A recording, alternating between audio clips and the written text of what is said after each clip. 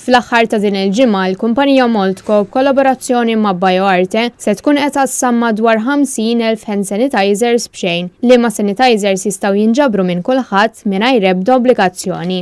Lan ta' din il-kampanja u l-kumpanija tagħti lura lis-soċjetà f'dan iż-żmien diffiċli.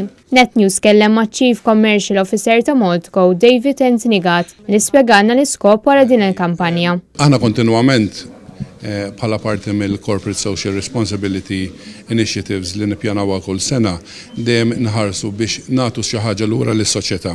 NetNews kellem ukoll mal-kap eżekuttiv ta' BioArte Manuele Brazio. For us, for the company, it's just a different way to give something back to the society that supported us and is keep supporting through the interest in our activities, in particular, obviously, on the diagnostic activities we are carried out at the moment.